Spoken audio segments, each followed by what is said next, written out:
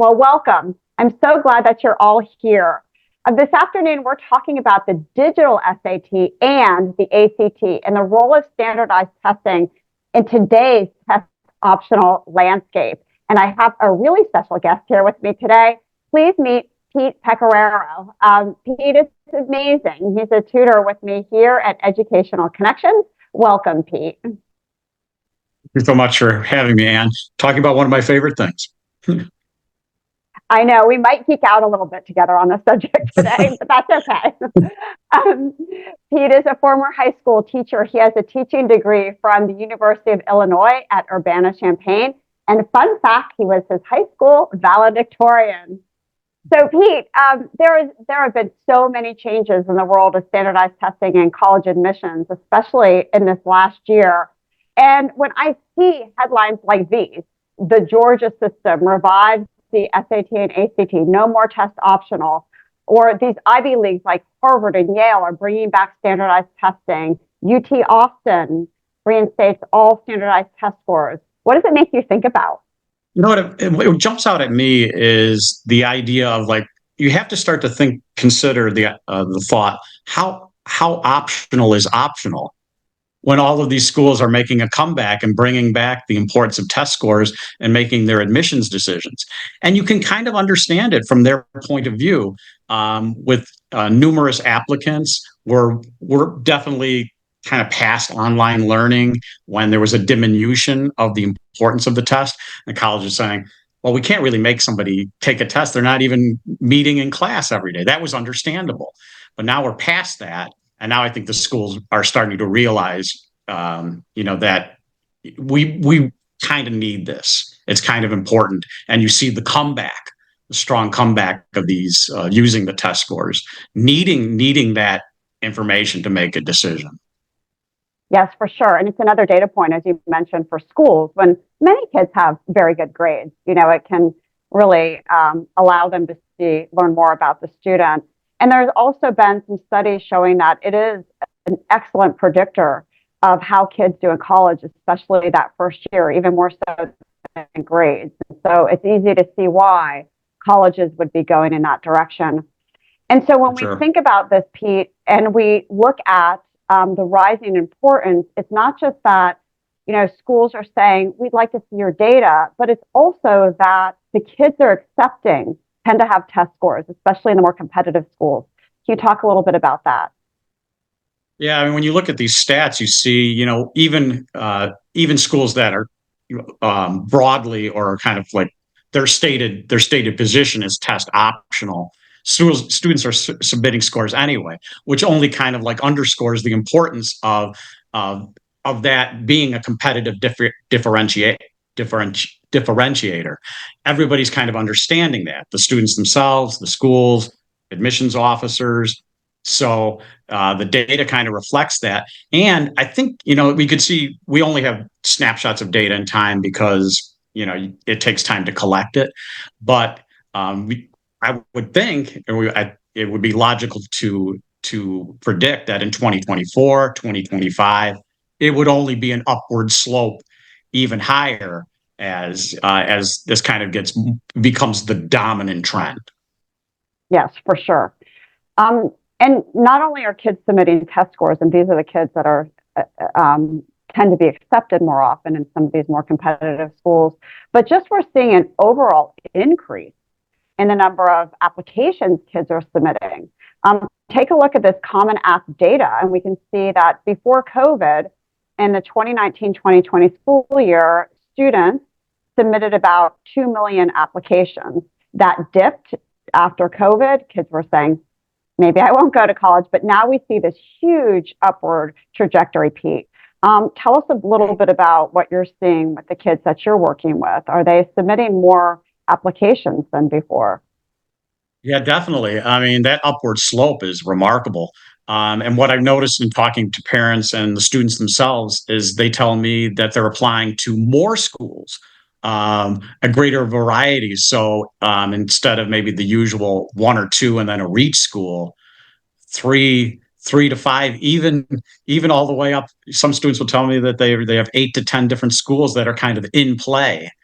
So There's a desirability, and and to get into to widen the funnel, to have as many options as possible, and then of course the data is reflective of that, and the staggering number of applications. So Yeah, you're right. I mean, that's definitely a 40% increase, so it's huge.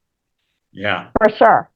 Let's take a look at some of the data at specific schools, and you can see it, when we break it down. I noticed a lot of people on the call are from the Mid-Atlantic region, and these are some really common schools that kids will apply to. Maryland, at almost 60,000 applications. Virginia Tech, 52,000 applications. UVA, about 51,000 applications, only admitting 19%. Penn State, oh my gosh, 86,000 applications. Right. And so we're seeing, yes, that is so true, Pete. Like, kids are throwing their hat in the ring to a lot of schools. Right. And so it makes you think, okay, how can I stand out? And we'll talk about that a little bit later as we get into the test.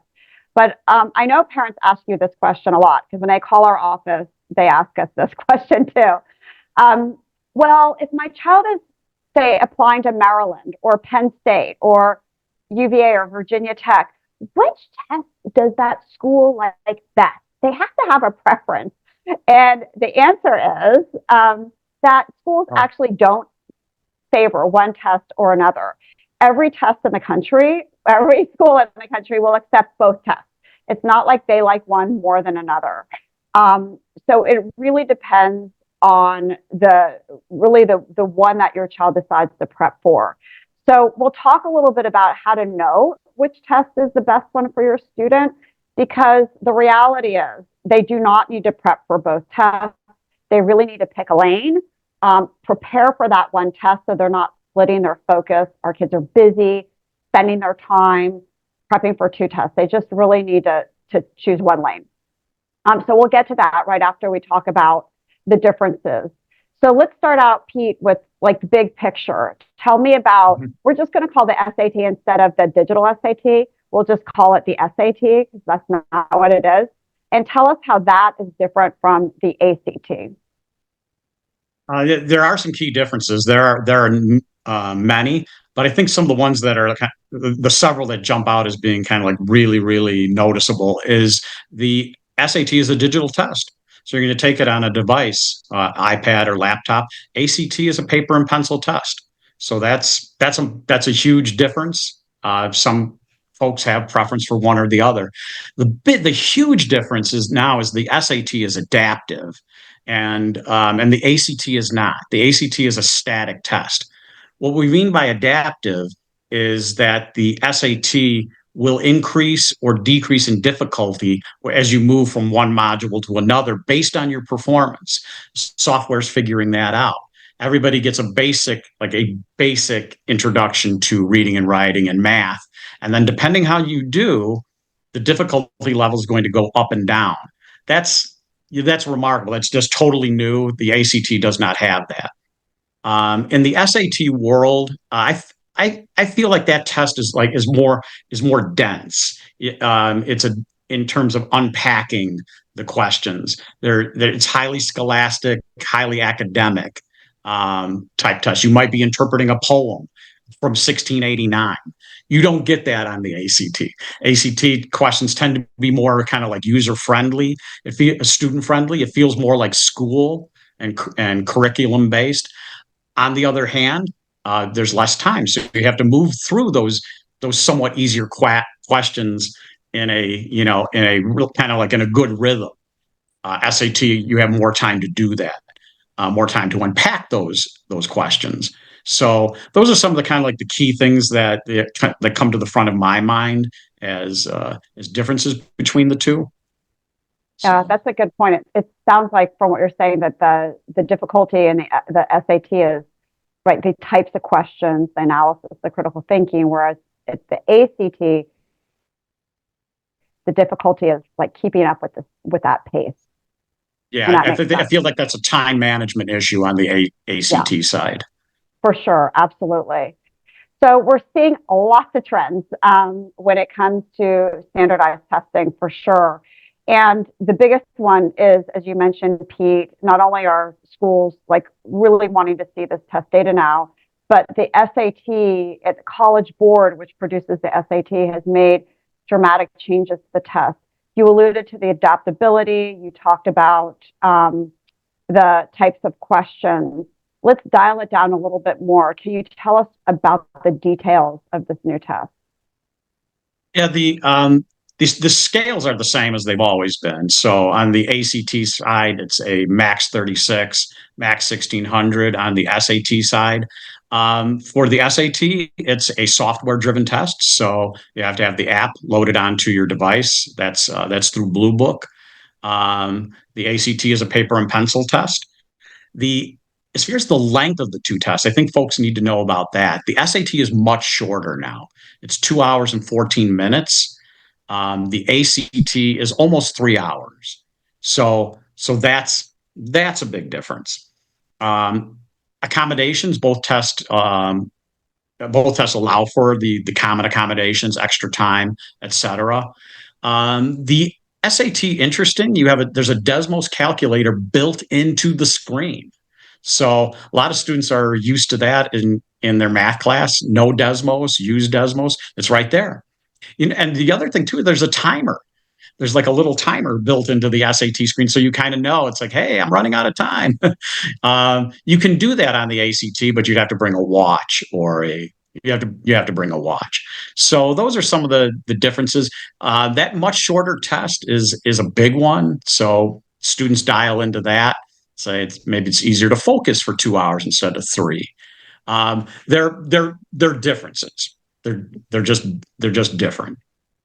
And also something to consider is that the SAT, it has 4 modules, but really only 2 sections. Math is half the test, which we're going to talk about in a second. And then reading and writing is the other half. Also, the math. The math has gotten harder on this new digital version. Tell us a little bit about, you mentioned about how the adaptability works, but tell us a little bit more in detail what it's going to look like when kids get that very first module and then where they go from there. Yeah, and I think it's especially noticeable on the math. It's noticeable on all of the subjects, but I think it's math where it's most clearly seen. So there's 2 modules. Module 1, all students are offered kind of like a round of easy medium questions for the most part, a couple hard ones at the end, but basically easy medium. And then based on how you do is what dictates what module 2 is going to look like. So a student does quite well on module 1. Module 2 gets harder. And I would say a more than a handful of the questions are very hard. We've learned that from the first 2 or 3 rounds of the digital SAT that people were surprised at how hard it can get. If you don't do so well, you just kind of do just okay on say the round 1 math, then the second module will be easier. And that sounds wonderful. It's like, I want it to be easier. That sounds great. But you will be capped. It will be capped on the number of points, the upper boundary of how many points you can score. If that second module is on the easy medium end, you might only be able to capture 600 to 620 out of the total 800 points. So that's the adaptability. It depends on module 1 is going to dictate the difficulty level of module 2. And it can get very hard on module 2. Pete, a parent just asked, what is a module? What can you explain module? That? Yeah, it's a section. It's a set. It's a given set of predetermined number of questions. So you could think of it as a problem set or a question set. Got it. Thank you. There's 4 of them on the SAT, 4 modules. Yep. Or 4 sections.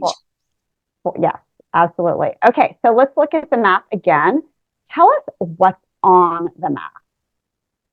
Yeah, in the SAT world, I think it's useful to think of the math in now this is broad. There are exceptions, but I think this is broadly true what we're showing on the screen. When we break it down into 4 kind of like sets of difficulty: easy, medium, hard, very hard. They kind of lined up with branches of math that students would have taken as math classes in junior high and high school. Easy is kind of like the more pre-algebra type of question, counting and quantification. Medium, an algebra 1 problem, solve for x. Hard, maybe more in line with an algebra 2 type knowledge.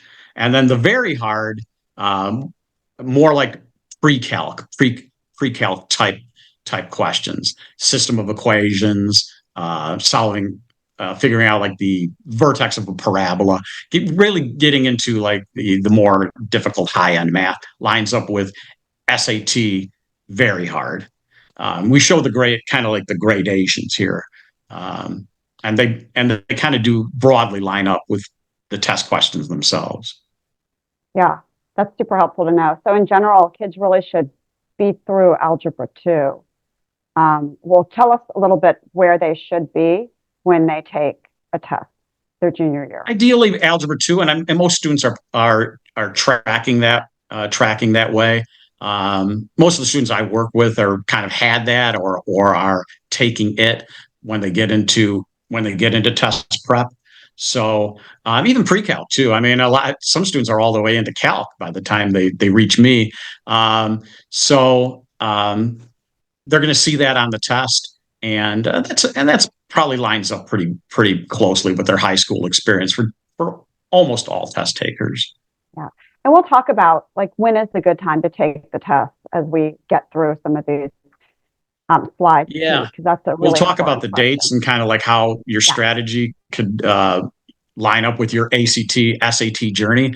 But a good rule of thumb is to start your preparation 2 or 3 months before the first test date. That will give you ample time to get through the subjects, to get ready for the tone and the style of the test. So 2 to 3 months before your first test date is a good rule of thumb. Yeah, I like that idea. All right, so now we have the reading writing section. Before, there were a lot of long, hard passages. Now they're shorter. Tell us a little bit about what's happening with these sections. Yeah, in the old paper and pencil test in the SAT world, it used to be like full-length essays and heavy hitters. I mean, those were very, very critical thinking, difficult, full-length essays. Now, none of that. Now, all of the reading and writing questions are about a paragraph long, or even just maybe 2 or 3 lines. So much shorter.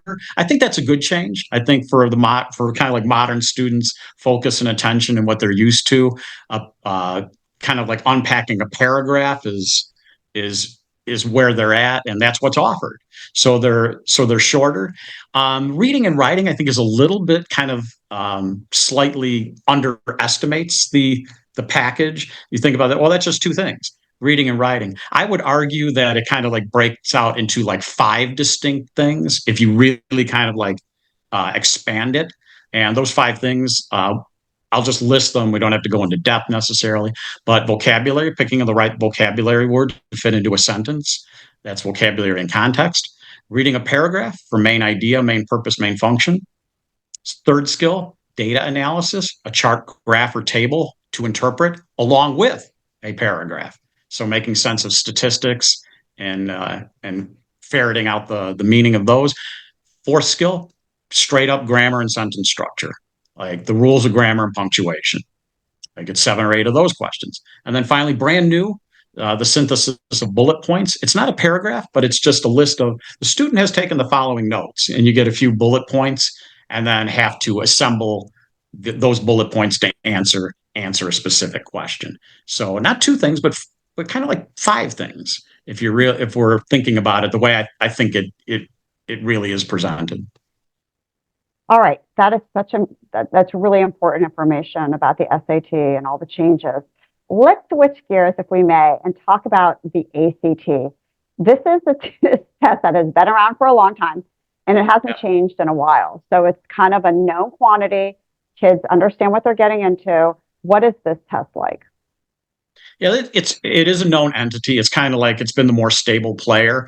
The SAT's had more changes over like the past 5 to 10 years, but obviously it will stabilize probably with the digital test. But the ACT hasn't changed much at all. It's 4 subjects. They've always go in the same order: English, math, reading, and science. It is longer. You'll do it on paper and pencil. You have to fill out those ovals. That's they're pilot testing a digital version of themselves, but that's far from rolling out. So it's still kind of the test that it's been for the longest time. Calculator for the math. It'll be a handheld calculator. It's not going to be Desmos. It's not adaptive. It is a static test. So everybody's getting the same questions at the same time. But it's not counting for a ratcheting difficulty up or down like the SAT is doing now. So, but for a lot of students, it's a great option because it feels more like school. There's some aspects of it that are very teachable. So it has that going for it, and some people feel very comfortable taking like a paper test. Done it for years. That's what I want. So it's those are kind of like the features that stand out to me. The slide shows us kind of like what I just spoke about, the four subjects: English, math, reading, and science, in a nice visual way. That's what the ACT looks like. There's a unique science section. I might kind of like point that out or kind of stress that out for a second. Nothing comparable on the SAT. There's not a science section on the SAT, but there is on the ACT. So that's a difference. Some students say, "Hey, that sounds pretty good to me. I like working on that."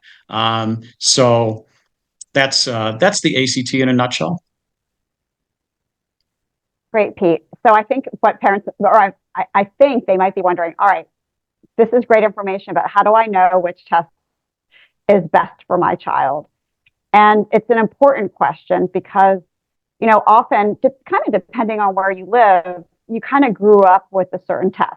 Like in the Mid-Atlantic, for Sure. example, the ACT, the College Board, has a stronghold, so kids are used to taking the PSAT, and sometimes their freshman year, but definitely their sophomore year, their junior year, and so they kind of naturally gravitate to the SAT without much experience with the ACT. And we'll talk about that in just a second, but I do want to mention that often parents, when they call our office looking for help with test preparation, they will have a feeling. They might say, "No, my child's just going to take the SAT." And so, we go in that direction. Sometimes they say, "My child got an okay score on the PSAT, or maybe they took an SAT, but I'm just wondering what else is out there." So in those cases, we will say, "Okay, what if you take a practice ACT?" This is a mock test. I'll show you some dates for that in just a second. And then allow us to take those sets of scores and figure out which test your child is scoring best on. Because for about 1/3 of kids, there's a clear indication at which test they're better at. But for about 2/3 of kids, it's kind of a toss up, and it really comes down to personal preference. So, depending on your child, it might be that you want to consider the ACT, especially if your child hasn't had a lot of experience with it. And these are 2 mock tests that we have coming up. These are virtual, they're live proctored. They're on a Saturday morning at 9 o'clock. You can find the information on our website, ectutoring.com. July 20th and August 10th. And I think this is a great idea for kids that want to consider another avenue. What do you think, Pete? Yeah, definitely. I mean, it's an option. And broadly, the answer to your question, like, what test should my child take? The answer is it depends. It depends. What are your strengths and weaknesses? But if you're open and receptive to the ACT, you might think about the idea that math is 1/4 of the score. On the SAT, it's going to be half the score.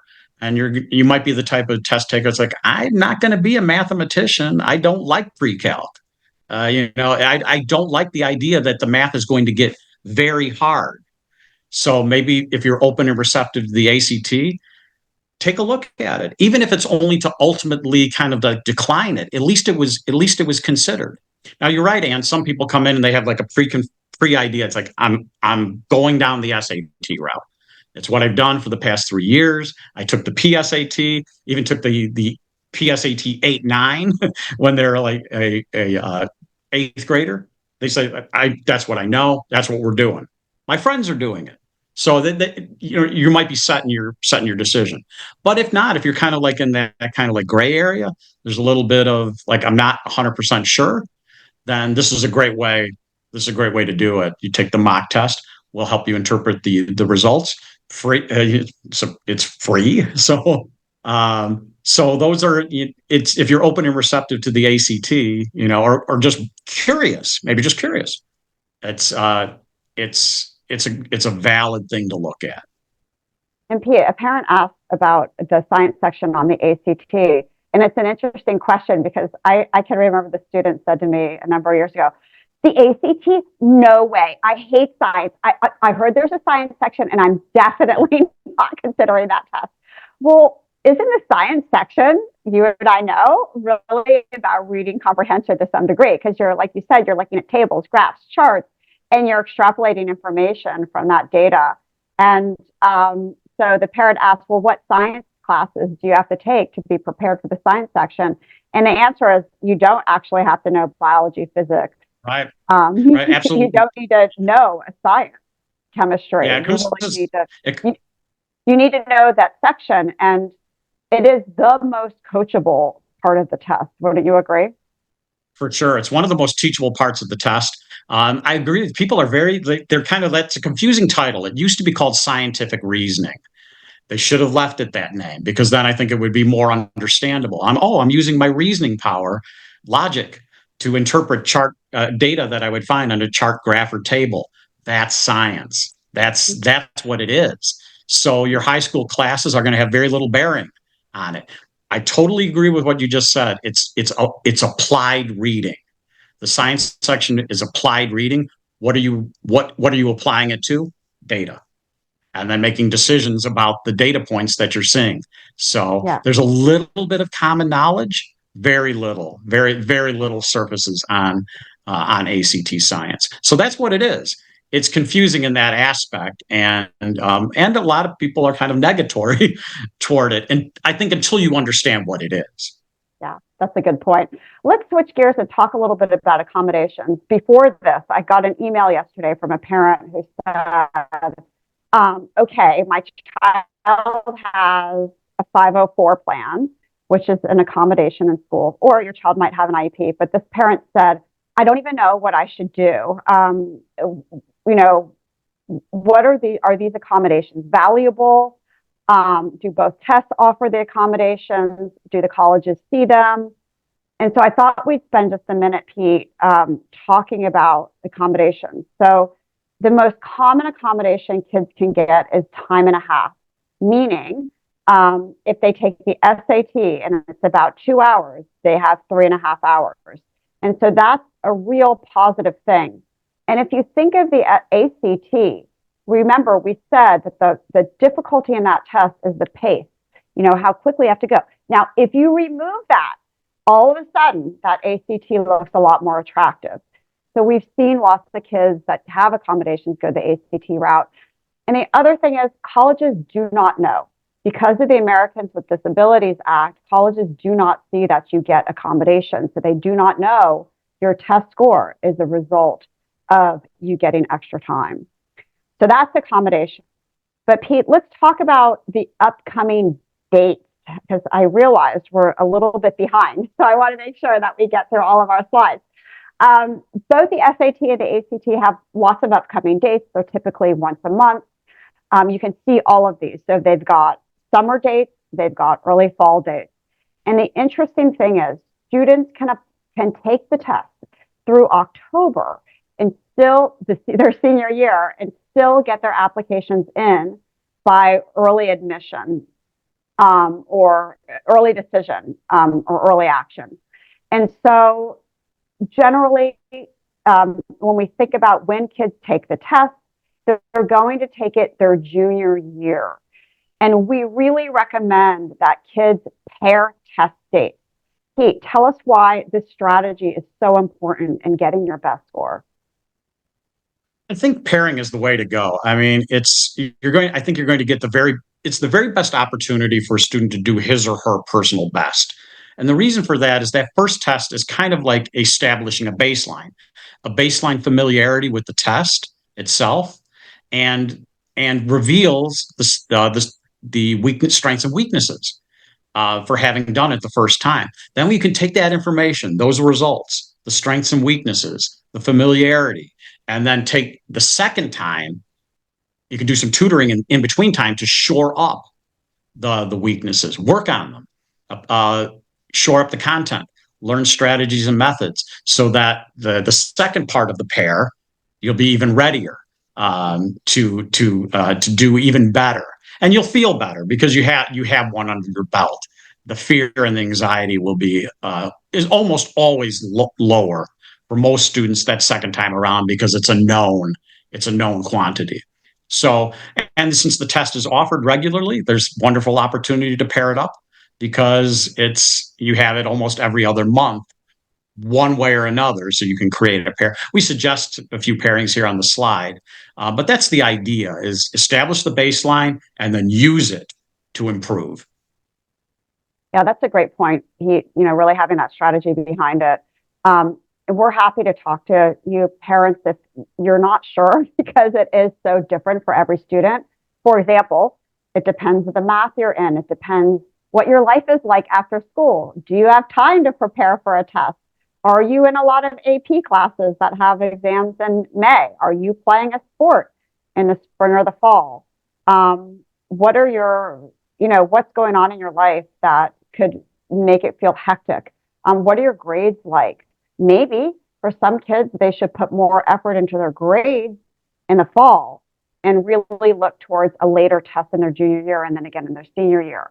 So there's lots of factors that go into this, and that's why getting help with your testing plan is important. The other reason having paired test dates as a strategy is important, Pete, is because it allows students to utilize super scoring. Tell us about that. For sure. Super scoring, of course, now you're totally right. You need a pair. In order to super score, you need two or three things. So right there's that need. But what the super scoring allows you to do is to take your very best subject scores from across the different tests, whether you took it two times or three times.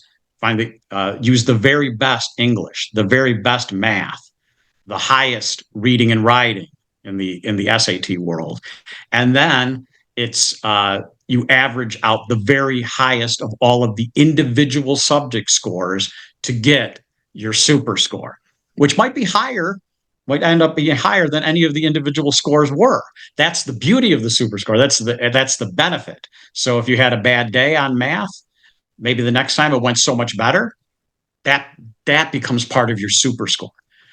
Which is great, and almost all colleges accept. I can't think of one. I've not heard of that. This is kind of like globally accepted as kind of like represents the student's final test score.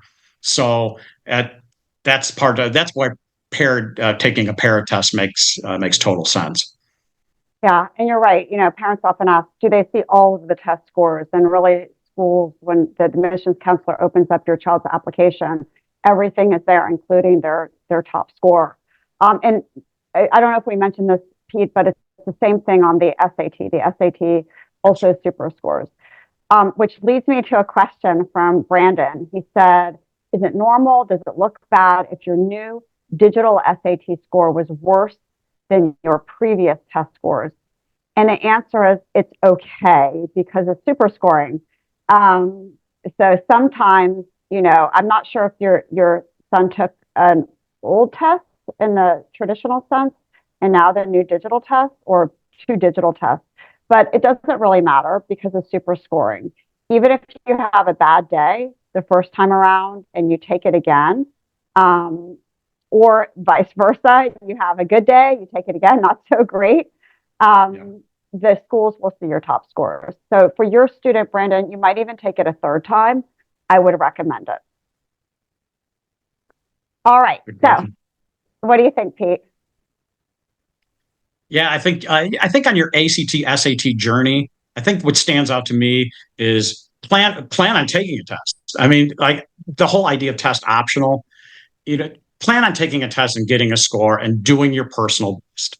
It's a data point that the colleges are looking at. It's part of kind of like your overall mosaic of you and your resume. So paired testing fits into that kind of ACT, SAT journey. And obviously we're here to help with that. So, but get out your calendar, make a plan. Um, to succeed in anything, especially this, you have to have a blueprint or a roadmap to get there. And I think that's what it's all about. Pete, one thing that we didn't mention is that, along with the strategy, or actually, before I get there, Mimi asked the question. Did you say that admission sees all scores or just the super score? And Mimi, generally, they see the super score. They can see that you've taken it multiple times, but when they open up their screen, they're going to see your child's best score.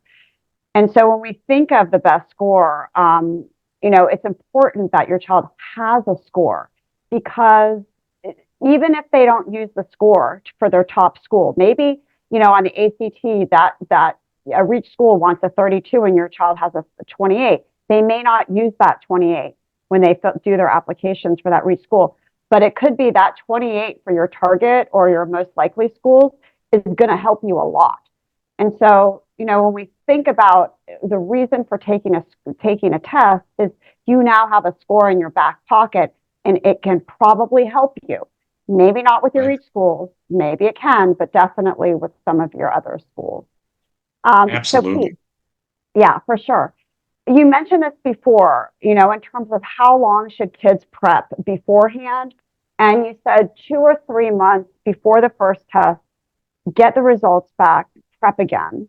Tell us about that. Totally. I mean, because you need tutoring is kind of a rhythm. Tutoring requires a rhythm or a pattern, or test prep in general. And since you have to get acquainted with all the subjects, the style of the test, the timing, when students work with me, you have to get used to the time management aspect. That all of that takes time. So that's where the 2 to 3 months comes from. It's necessary. So then you do that, get in there, do your personal best, and then the results will point the way to what might be needed for when you take the set, when you try it a second time. So you have time to kind of like retool your approach. So all of that requires a plan that has to allow for a certain number of sessions and a certain number of hours. Peter, I know that you've worked with so many kids over the years, and what I love about you is that kids love you, and even reluctant kids love you. And I've mentioned this in webinars before, that I went to a party once, and this parent said, "Oh my gosh, thank you for Pete." And I said, "Oh, tell me about it." And she said, "My daughter wanted nothing to do with test prep. She told me she didn't need a test for any schools. Everything was test optional. She didn't care about this." And then she started working with you, and you really turned her around. And she ended up enjoying the sessions, being super motivated, and getting a great score that ultimately got her in a school that she would have never gotten into without a good score. So you've had lots That's of so great to hear. Yeah. Yeah, so great and so rewarding. Yeah, I know. It is so rewarding to work with kids at this age. You've also done group classes. Tell me about the difference in one-to-one versus groups. Yeah, I have done several different variations of this over the years. An entire classroom of students, like I did with student athletes, where we'd have the entire baseball team all at once, 10, 15, 20 kids, 2-on-1, 3-on-1. In my mind, I mean, there's just no comparison. 1-on-1 it gets the best results. It gets the best lift. It's the best scenario for a student to do his or her personal best. Why? Because it's individualized and customized to you, to your strengths and weaknesses, what we need to focus on for that student at that time.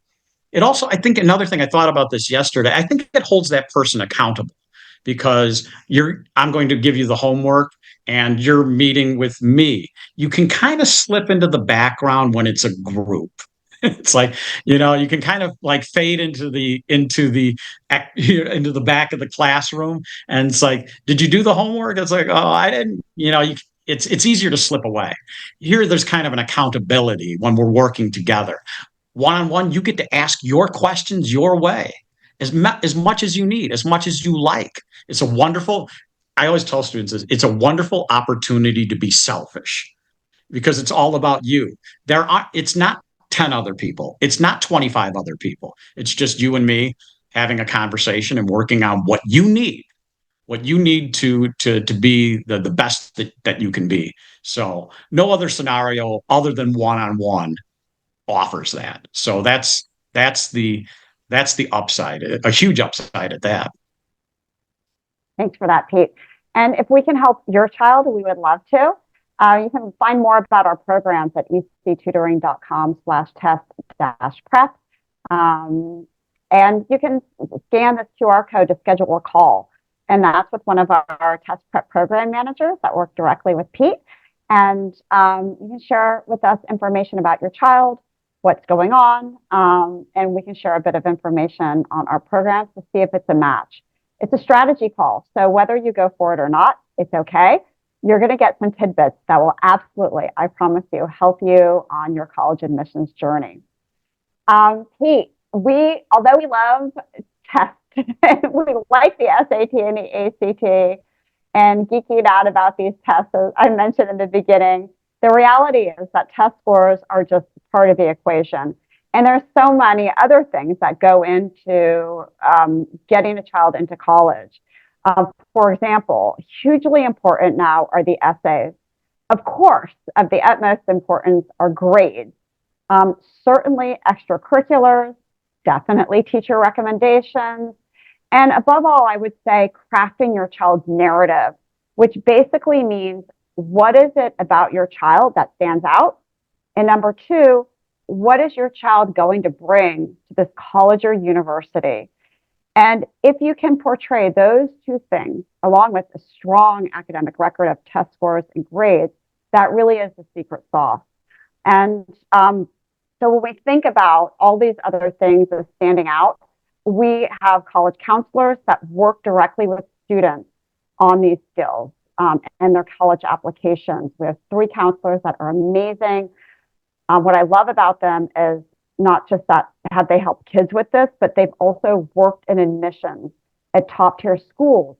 They've reviewed kids' applications and they know exactly what it takes to get into these schools. And we're happy to help you with that.